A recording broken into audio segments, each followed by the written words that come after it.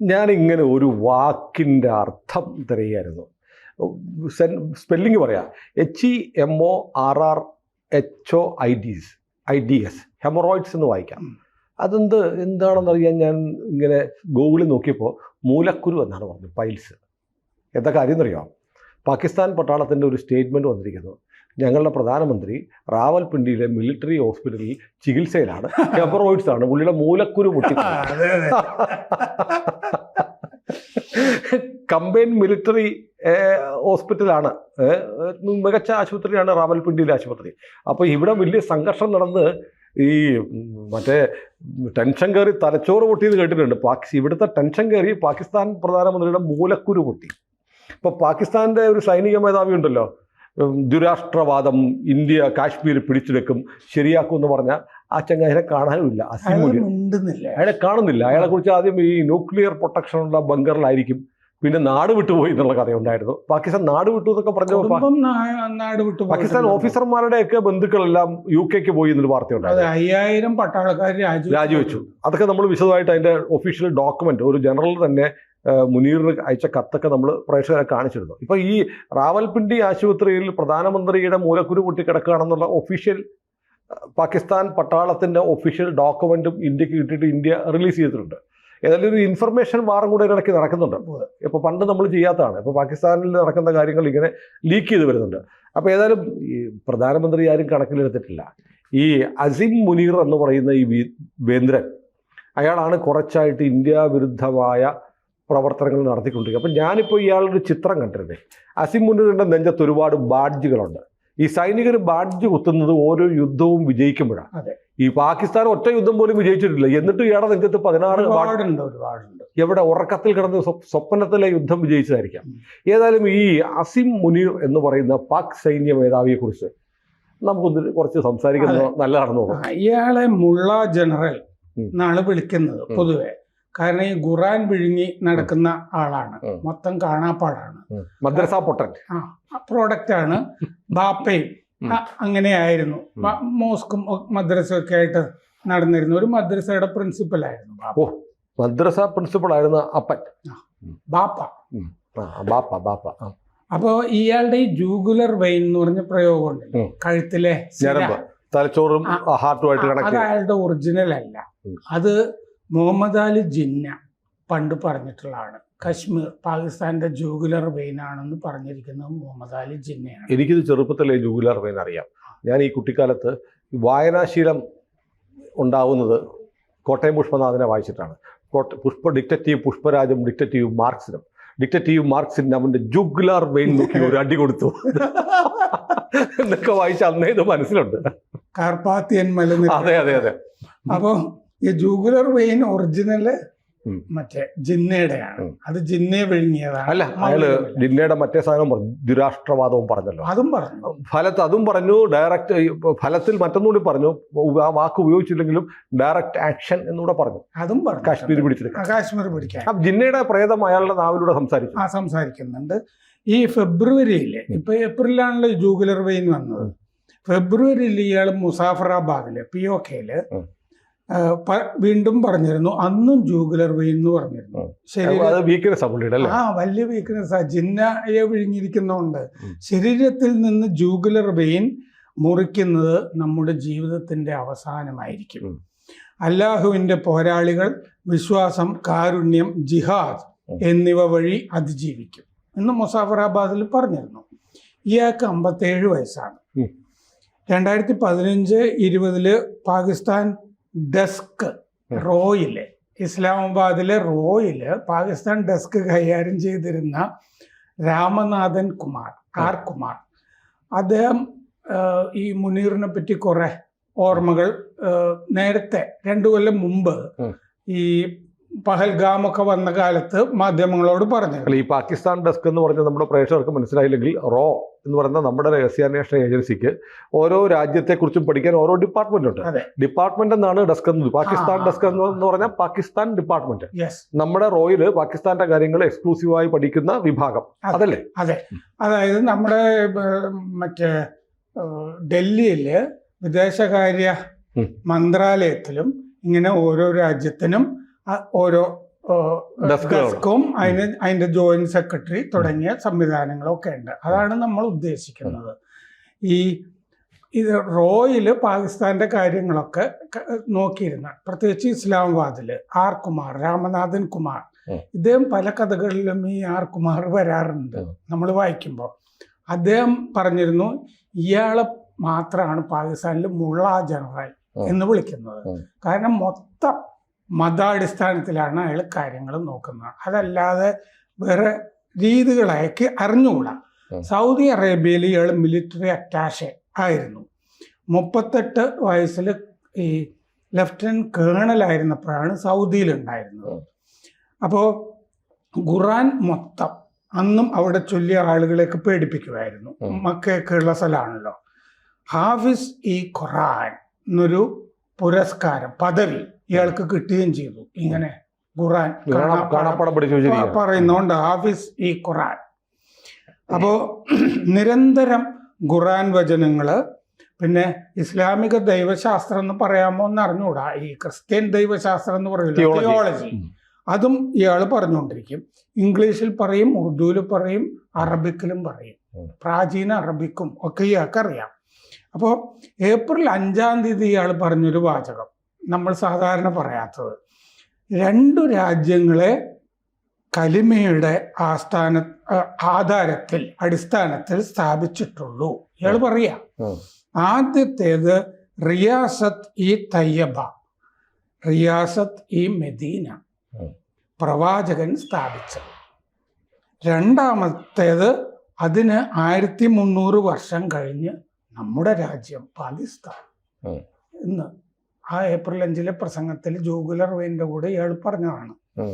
ഇയാളുടേത് സാധാരണ പാകിസ്ഥാൻ പട്ടാളത്തിൽ ഇവിടുത്തെ ജഡ്ജിമാരുടെയൊക്കെ കാര്യം പറഞ്ഞ പോലെ പട്ടാള ജനറൽമാരുടെയൊക്കെ മക്കളൊക്കെ ആയിരിക്കും പിന്നീട് ജനറൽമാരൊക്കെ ആയി വരുന്നത്. ഇയാളുടേതൊരു പട്ടാള കുടുംബം അല്ല. അങ്ങനെ ഒരു വ്യത്യാസം ഇയാൾക്കുണ്ട്.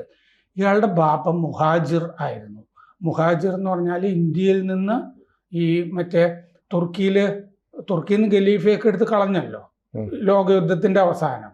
അയാളെ പുനഃസ്ഥാപിക്കണം, ഖിലാഫത്ത് പുനഃസ്ഥാപിക്കണം എന്ന് പറഞ്ഞിട്ട് ഇവിടുന്ന് കുറെ മുസ്ലിങ്ങൾ, കടയുണ്ടായിരുന്നവരൊക്കെ കടയൊക്കെ അടച്ചിട്ട് പോരാളികളായിട്ട് അങ്ങോട്ട് പോയിരുന്നു. ഇവരെയാണ് ഈ മുഹാജിറുകൾ എന്ന് പറയുന്നത്. മുഹാജിറുകൾ തുർക്കിക്ക് പോയവർ, യുദ്ധം ചെയ്യാൻ തുർക്കിക്ക് പോയോ? തുർക്കിയിൽ കയറാനൊന്നും പറ്റിയില്ല. അങ്ങനെ കുറെ ആളുകളാണല്ലോ അവിടെ അതിർത്തിയൊക്കെ അടച്ചിരുന്നു. അങ്ങനെ കുറെ ആളുകളെ പിടിച്ചിട്ടാണല്ലോ താഷ്കന്റിൽ ഇന്ത്യൻ ഉണ്ടാക്കിയത്. അവര് മുഹാജിറുകളായിരുന്നു അവര്. അതിന് ഇങ്ങനെ യാത്ര പോയതിന് ഹിജറാത്ത് എന്ന് പറയും ഈ മുസ്ലിങ്ങള്, മുഹാജിറുകൾ യാത്ര പോയതിന്. അപ്പൊ ബാപ്പ മുഹാജിറായിരുന്നു, ഇവിടുന്ന് പോയ ആളാണ്. 1947 ജലന്ധറിൽ നിന്ന് റാവൽപിണ്ടിയിൽ എത്തി റാവൽപിണ്ടിയിൽ ഉപജീവനം കഴിച്ചു വന്ന ആളാണ് ബാപ്പ. ഒരു മോസ്കിന്റെ ഇമാം, അതിൻ്റെ കൂടെ ഈ മദ്രസയുടെ പ്രിൻസിപ്പൽ, അതായിരുന്നു ബാപ്പ. അങ്ങനെ ആ ഇസ്ലാമിക മദ്രസ മർക്കസി മദ്രസ ധാർ ഉൽ താജ്വീദ്, അതിലാണ് ആദ്യം മുനീർ പഠിച്ചത്. അപ്പൊ മദ്രസ പ്രോഡക്റ്റാണ് അദ്ദേഹം, മദ്രസ ഉൽപ്പന്നം. 1986 മംഗള ഓഫീസേഴ്സ് ട്രെയിനിങ് സ്കൂളിൽ ചേർന്നു.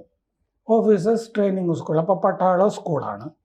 അബോട്ടാബാദിൽ POK അബോട്ടാബാദിലാണ് പാകിസ്ഥാനിലെ ഏറ്റവും പ്രധാനപ്പെട്ട പട്ടാള ഈ പഠന കേന്ദ്രമുള്ളത്. അവിടെ അല്ല ഇയാൾ പഠിച്ചത്, പ്രസ്റ്റീജിയസ് ആയ ഇൻസ്റ്റിറ്റ്യൂഷനിലല്ല. അബോട്ടാബാദിൽ പാക് മിലിറ്ററി അക്കാഡമി ഉണ്ട്, അവിടെ അല്ല പഠിച്ചത്, മറ്റേ സ്ഥലത്താണ്. ഈ ഫ്രോണ്ടിയർ റെജിമെന്റിലെ 23rd ബറ്റാലിയനിൽ ആണ് ഇയാൾ ചേരുന്നത്, പട്ടാളക്കാരനായിട്ട് ചേരുന്നത്. ആ സമയത്ത് സിയാവുൾ ഹക്ക് അവിടെ അയാളുടെ ഏറ്റവും ഉയർന്ന ഘട്ടത്തിൽ ഇരിക്കുകയാണ്. സിയാവുൾ ഹക്ക് പട്ടാള അട്ടിമറി നടത്തി പ്രസിഡന്റായിട്ടിരിക്കുന്ന കാലമാണ്. അപ്പോൾ സിയാവുൾ ഹക്ക് പട്ടാളത്തിൽ ഒരുപാട് മതം അങ്ങോട്ട് കയറ്റിക്കൊണ്ടിരുന്നു. പട്ടാളത്തിൻ്റെ അകത്ത് മദ്യം നിരോധിച്ചു. പട്ടാളക്കാർക്ക് താഴി വളർത്താനായിട്ട് അനുവാദം കൊടുത്തു. പട്ടാളക്കാർക്ക് അങ്ങനെ മുല്ലാക്കന്മാരെ പോലെ നടക്കാവുന്ന അവസ്ഥ വന്നു. അവിടെ കന്റോൺമെന്റിൽ ഖുറാൻ വചനങ്ങളൊക്കെ ഇവിടെ നമ്മൾ പല മതിലിലും ഒക്കെ പെന്തക്കോസ്തുകാരൊക്കെ എഴുതി കണ്ടിട്ടില്ലേ, ഉടനെ നിങ്ങൾ നശിച്ചു പോകുന്നൊക്കെയുള്ള മട്ടിലൊക്കെ. അങ്ങനെ ഈ ഖുർആൻ വചനങ്ങൾ കണ്ടോൺമെന്റിലൊക്കെ എഴുതി വെക്കാൻ തുടങ്ങി. പലതരം ഫോമുകളുണ്ടല്ലോ, അതിൻ്റെ അകത്ത് മതപരമായ വിശ്വാസം അളക്കുന്ന വാചകങ്ങളൊക്കെ, നിങ്ങൾക്ക് ഖുർആനിലെ എത്ര വാചനങ്ങൾ അറിയാം എന്ന് ചോദിക്കുന്ന വാചകങ്ങളൊക്കെ പട്ടാളക്കാരുടെ ഫോമുകളിലൊക്കെ വെച്ചു. ലീവ് ആപ്ലിക്കേഷന് 4 ചോദ്യം ഉണ്ടാവും. അതുണ്ടാവും. പോയിട്ട് എത്ര നേരം നിസ്കരിക്കും അല്ലേ എന്നൊക്കെയുള്ള ചോദ്യങ്ങളൊക്കെ ഉണ്ടായിരുന്നിരിക്കും വന്ന്. അപ്പം അങ്ങനെ ട്രെയിൻഡായി വന്ന ആളാണ്. അത് ശരിക്കും ഫോളോ ചെയ്തിരുന്ന ഒരാളാണ്. ഈ മദ്രസ പ്രൊഡക്റ്റ് ആയതുകൊണ്ട് ഇയാൾ പാശ്ചാത്യ രാജ്യങ്ങളിലൊന്നും പോയി പഠിച്ചില്ല. പല പട്ടാള ഓഫീസർമാരും അങ്ങനെയൊക്കെ പോകുമല്ലോ, സാൻഹേഴ്സ്റ്റ് എന്നൊക്കെ പറഞ്ഞിട്ടൊക്കെ പോകുമല്ലോ. ഇയാളുടെ പേര് ഈ പറഞ്ഞ പേര് തന്നെ, വലിയ പേരൊന്നും അല്ല, ചെറിയ പേരാ അല്ലേ? അത് തന്നെയാണ് ഒറിജിനൽ പേര്. അസീം മുനീർ അത്രേ ഉള്ളൂ. കാരണം പേരിനൊക്കെ നീളം വരണ്ടാണ് ഈ മറ്റേ മുള്ള ആകുമ്പോഴത്തേക്ക്. അങ്ങനെയൊക്കെ വരാവുന്നതാണ്. വലിയ ഈ ഖുറാനിലൊക്കെ പറയുന്ന ഏതെങ്കിലും ഒരു പേരൊക്കെ ആകാമായിരുന്നു, അങ്ങനെയൊക്കെ ആകാമായിരുന്നു. ഇന്ത്യൻ അതിർത്തിയിൽ ഇയാള് പാകിസ്ഥാൻ പട്ടാളത്തിൻ്റെ വടക്കൻ കമാൻഡ് ബ്രിഗേഡിയർ ആയിരിക്കുമ്പോൾ ഇയാളെ ഈ പട്ടാള മേധാവി ഖമർ ജാവേദ് ബജ്വ ശ്രദ്ധിച്ചു. ഇയാളുടെ ഇങ്ങനെ മതവിശ്വാസവും കാര്യങ്ങളും ഒക്കെ ബജ്വ ശ്രദ്ധിച്ചു. പിന്നെ ബജ്വയുടെ ഒരു ബ്ലൂ ഐഡ് ബോയ് ആയി ഇയാൾ. 2017 ഡയറക്ടർ ജനറൽ മിലിറ്ററി ഇൻ്റലിജൻസ് ആയി ഇയാൾ. 2018 മാർച്ചിൽ ഹിലാൽ ഇ ഇംതിയാസ് പുരസ്കാരം ഇയാൾക്ക് കിട്ടി. ഹിലാൽ ഇ ഇംതിയാസ് അത് രാജ്യത്തിൻ്റെ 2ാമത്തെ വലിയ പുരസ്കാരമാണ് ഇയാൾക്ക് കിട്ടി. എന്നിട്ട് ലെഫ്റ്റനൻറ്റ് ജനറലായിട്ട് ഇയാളെ പ്രൊമോട്ട് ചെയ്തു. ഒക്ടോബറിൽ ISI ചീഫായി. ISI ചീഫായിട്ട് 8 മാസം ഉണ്ടായിരുന്നു. 8 മാസം മാത്രം ഇരിക്കാനുള്ള കാര്യം എന്താണെന്ന് വെച്ചാൽ ഇയാൾ മറ്റേ പ്രധാനമന്ത്രി ഇമ്രാൻഖാൻ്റെ ഭാര്യ ബുഷ്ര ബീബിയെ പറ്റി അന്വേഷിക്കാൻ തുടങ്ങിയ ആൾ ആവശ്യമില്ലാണ്ട്. പ്രധാനമന്ത്രി ഇവര് നടത്തുന്ന അഴിമതി, മന്ത്രവാദം, ഇത്തരം കാര്യങ്ങളെ പറ്റിയൊക്കെ അന്വേഷിക്കാൻ തുടങ്ങി. ഇമ്രാൻഖാൻ ബജ്വയോട് പറഞ്ഞിട്ട് ഇയാളെ ISIയിൽ നിന്ന് എടുത്ത് നീക്കിക്കളഞ്ഞു. അപ്പോൾ പുൽവാമ ആക്രമണ സമയത്ത് ഇയാൾ ISIയുടെ ചീഫാണ്. 8 മാസം കഴിഞ്ഞ് പോയി. എന്നിട്ട് പോയത് ഗുജ്റൻവാലയിലെ XXX കോറിലേക്കാണ് ഇയാളെ നീക്കിയത്. അങ്ങനെ ബുഷ്ര ബീബി കാരണം അങ്ങനെ ഒരു മൂലക്കായി. 2022 വീണ്ടും പട്ടാള മേധാവിയായി. പട്ടാള മേധാവി ആയതുകൊണ്ട് ഇയാൾ റിട്ടയർ ചെയ്യാതെ ഇയാൾക്ക് കാലാവധി കുറച്ചുകൂടി കിട്ടി ഇപ്പൊ നിൽക്കുകയാണ്. ഇപ്പൊ ഒരു NSA അവിടെ വന്നിട്ടുണ്ടല്ലോ, മാലിക് അസീം വന്നു. 2 അസീം മുനീറും അസീം മാലിക്കും. അപ്പൊ അയാളെ മറ്റേ ഭരണകൂടം വെച്ചിരിക്കുന്നതാണ്. അയാൾക്ക് ദോവലിനെയൊക്കെ പരിചയമുണ്ട് അസീം മാലിക്കിന്. അപ്പൊ ഭരണകൂടത്തിന് ഒരു യുദ്ധത്തിന് പോയി ഇനിയും പിച്ചെടുക്കണം എന്നില്ലെന്ന് തോന്നുന്നു. അതാണ് ഈ അസീം മാലിക്കിനെ വെച്ചപ്പോ കാണുന്നത്. അല്ല, എന്തൊക്കെയാണെങ്കിലും മുള്ള ജനറൽ ഇപ്പൊ മുള്ളാൻ പോലും പുറത്തിറങ്ങാൻ നേരമില്ല. മുള്ള ജനറലായി പോയി. ഒരക്ഷരം മിണ്ടുന്നു. ആകെ പെട്ട് കിടക്കുകയാണ്. കാരണം അയാൾ വിചാരിച്ചിട്ടുണ്ടാവും ഒരു സർജിക്കൽ സ്ട്രൈക്കിലൊക്കെ ഇതങ്ങ് തീരുമാനിക്കും. കയ്യിന്ന് പോയി, വിചാരിക്കാത്ത തലത്തിലേക്ക് മാറി. കയ്യിൽ 5 പൈസയില്ല, ആഭ്യന്തര കലഹങ്ങള്, ഇയാളെ പ്രവിശ്യകളിലെ ആവശ്യമില്ല, ഇങ്ങനെ നിൽക്കുകയാണ്. അപ്പോൾ അയാളുടെയും ചിലപ്പോൾ സമയം എണ്ണപ്പെട്ട് കാണും. കൂടുതൽ വാർത്തകളും വിശേഷങ്ങളും നിങ്ങളിലേക്ക് എത്താൻ ABC മലയാളം സബ്സ്ക്രൈബ് ചെയ്യുക, ബെൽ ബട്ടണും അമർത്തുക.